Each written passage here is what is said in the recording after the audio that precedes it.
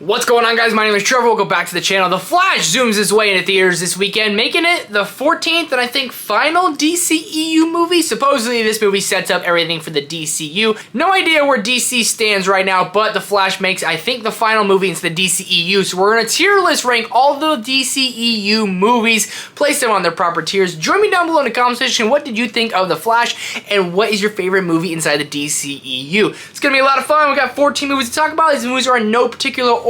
Leave a like, and let's get into these tiers. So starting off with our tiers, we have amazing, then we have great, then we have good, then we have okay, then we have meh, then we have bad. These movies are in no particular order, like I said. And first up, we have Aquaman, and Aquaman is going to go in the good tier. I think Aquaman is solid and fun enough, a little bit too long, but James Wan does a pretty good job with this movie, and the CGI for DC, not being very well known for CGI, looks pretty great. The underwater sequences look pretty fantastic. Patrick Wilson plays a solid enough villain. Amber Heard is... she's in there. Redheads, you gotta love them. But Jason Momoa is the star of this movie. He makes it his own. He plays the role of Arthur Curry so well. And I love the how the land versus sea is kind of taking place in the battle of the ocean. And it works. It really does. Has some great action in there. James Wan is really good at capturing really good action scenes. And I'm excited for Aquaman and the Lost Kingdom. If it ever comes out, I'm excited to see where they go with it, but I have quite a bit of fun with the first Aquaman. Then we have Batman v Superman. I am a defender of this movie. I'm going to put it inside the a good tier as well, right above Aquaman. Batman v Superman is pretty dang legendary and badass, if you ask me.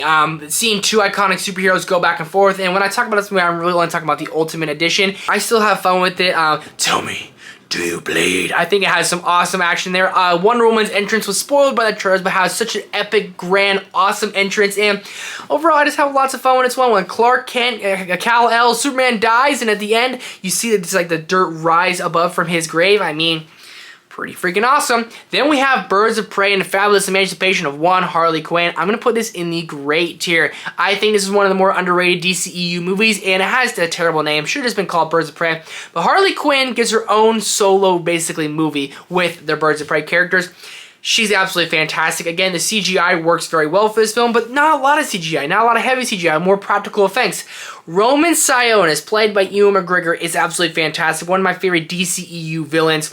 I mean, he's menacing, he plays Black Mask, and he's terrifying, and he wears a black mask. I think this movie's funny, it's fun. It's like Guy Ritchie, Martin Scorsese, and Quentin Tarantino all told the movie in the same way, and Margot Robbie's your narrator, but she's not a very reliable narrator in that matter. I think it's a great movie. Honestly, if you haven't seen this one or haven't watched it in a while, do yourself a favor, go check it out. Then we have Black Adam, starring Dwayne "The Rock" Johnson. Look, I love the Justice Society. I thought Dr. Fate was absolutely badass and awesome, and I wish this movie did better, because I wanted to see more of this, and the DC is just a big old question mark right now. But I thought Dr. Fate and the Justice Society was absolutely fantastic. I'm going to put this in a good tier because I had a lot of fun with this. I saw this with my wife and one of my best friends, and we all went out. Like, honestly, that was pretty fun. Yes, it has its problems. It plays some outdated music. Black Adam's such a weird character, but like, he's cool, and I had fun. Death Adam, I think Dwayne Johnson did a great job, and again, I wish this movie did better at the box office, because I thought it'd be a lot of fun to get another one of these movies or a Justice Society show. But again, who knows where DC is and where we're going to go with DC. Then we have Justice League, and after seeing the Snyder Cut and what it's supposed to be, this movie is just bad. I don't think we have any arguments there. It's just bad. And it's sad that it's bad. I want it to be good, but it's sad that it's bad, and it's bad, okay? Then we have The Flash. I gave this movie a 3 out of 5. I want a lot more. For 2/3 of it, it works really well, but then it completely falls flat in my opinion. So I'm going to put The Flash in okay. I just want to need to rewatch, but I don't really want to go back and rewatch. So The Flash is just okay. I don't think the character of Kal-El needed to be in it. I did not think Zod needed to be in it. I think this movie worked best when it just focused on two different Barry Allens, because that's when I had the most fun with it. The first 2/3 of this movie, I was really on board for. It could have just been, basically the villain of this movie shouldn't have been Zod bringing him in. It should have just been Barry Allen against time, and how he can't get back to his whole timeline. I think that would have worked best, and I don't know. I don't know how this sets up for DCU. If you saw the ending of this film, my big old question mark, and the post-credit scene was kind of dumb, and just the third act really, really lost me. It turned into a PlayStation 2 battle, basically. Wanted a lot more, but I'm going to say this. Ezra Miller was great in it. I was very surprised by how much I enjoyed his performance. Michael Keaton back as Batman was cool, and the Batfleck, last hurrah with him. Really fun to see that guy as well. Then we have Man of Steel. I love this movie. I have not rewatched it in such a long time, but it's one of the best scores of all time. Hans Zimmer delivers a fire score.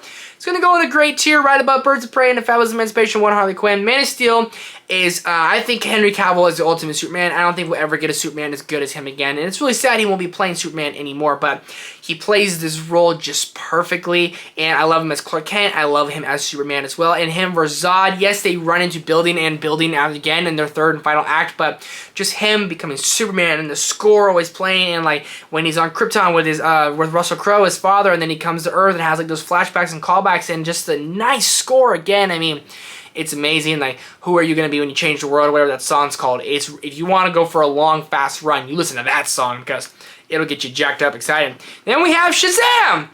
I'm going to put Shazam in meh, and I have Shazam, Fury of the Gods, I'm also going to put in meh.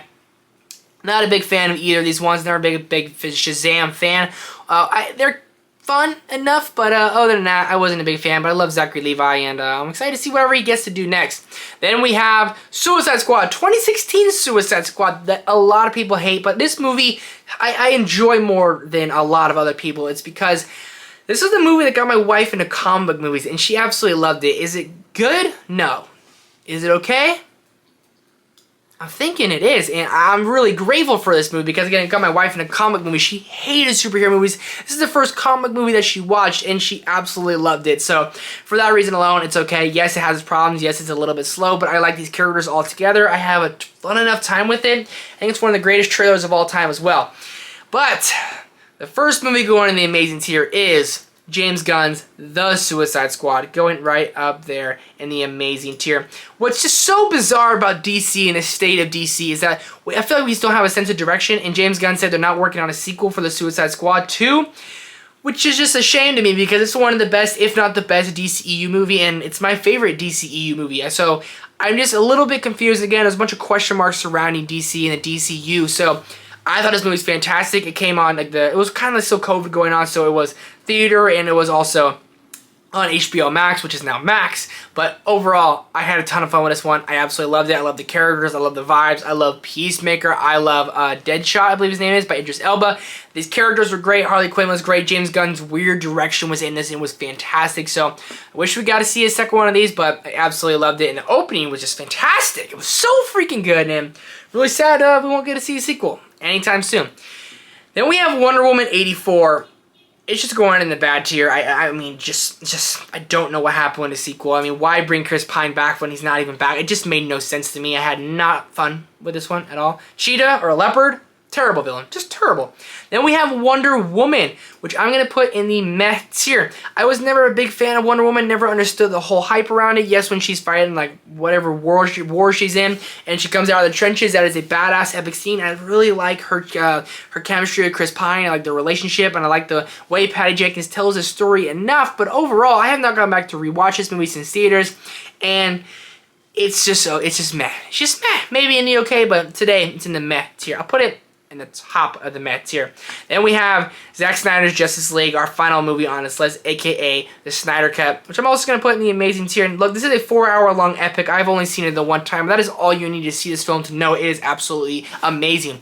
Zack Snyder was supposed to be the guy for DC. He was supposed to have everything and more for DC, and it's just kind of a shame what happened, how everything went down, but to finally see his finished movie, if this came out all those years ago, just think of how much better off the DC would be, because Justice League did very well. So imagine Snyder Cut, not 4 hours, maybe 3 hours, but with Darkseid and like so much more backstory to these villains and these characters. Imagine this movie came out all those years ago. How much different would DCEU be? It would be way better off, because I think the DCU is going to have a struggle bus trying to make money for their movies. But the Snyder Cut is absolutely fantastic, and the nightmare scene towards the end, they set up so much with this movie. I mean, it was unbelievable. When Batman tells Joker he will effing kill him, I mean, that'll get you absolutely hyped up. And the Flash is, I think, the best Flash scene of anything we've seen before. Zack Snyder absolutely destroyed it with his movie. I mean, chef's kiss, my second favorite DCEU movie. That's going to do it for this ranking of all 14 DCEU movies. Let me know your ranking down below in the comment section. What did you think of The Flash? Where does it fall on your tier placement? Let me know down below. Leave a like, hit the subscribe button, and notification bell, and we'll see you guys in the next one.